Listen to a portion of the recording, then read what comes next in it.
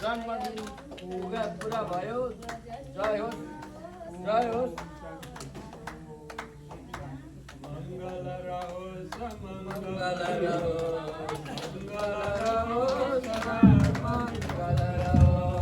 यहाँले बाबाबाट आशीर्वाद थाप्न सक्नुहुनेछ। हामीले हाम्रा बाबाहरूलाई पनि आमाहरूलाई पनि यसरी जन्मदिनको शुभकामना दिनुहुन्छ भने एडल्ट डे केयरले सम्झिनुहोला, त्रिवेणी साहित्य मञ्चलाई सम्झिनुहोला। यहाँहरूलाई बाबाहरू अगाडि आमाहरू अगाडि बर्थडे मनाउनको लागि, जन्मोत्सव मनाउनको लागि हामी यहाँहरूलाई सहयोग गर्नेछौँ।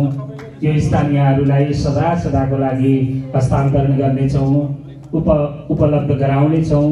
शनिबार र आइतबार छोडेर अरू दिन कुनै दिन पनि यहाँहरूको बाबाहरूको, यहाँहरूको आमाहरूको बर्थडे पर्छ भने, जन्मोत्सव पर्छ भने नेत्र आचार्य, त्यसरी नै वाइपी आचार्य, त्यसरी नै एडल्ट डे केयरका जो कोही पनि सदस्यहरू चिन्नुहुन्छ, जान्नुहुन्छ, बुझ्नुहुन्छ भने उहाँहरूलाई कल गर्नुभयो भने उहाँहरूले नाइ भन्नुहुन्न।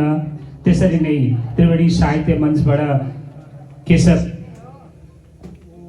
घिमिरे सर, त्यस पछाडि प्रेम सर, गण्डकी सर, म आफै पनि छु, पातलो हाम्रो परमा भाइ पनि हुनुहुन्छ र जोसुकैलाई पनि यहाँहरूले खबर गर्नुभयो भने सुव्यवस्था हामी मिलाउने नै छौँ। अब भने यो त्रिवेणी साहित्य मञ्चको कार्यक्रमलाई समापन गरिदिनु हुनको लागि म त्रिवेणी साहित्य मञ्चका अध्यक्ष महोदय अथवा आजका कार्यक्रमका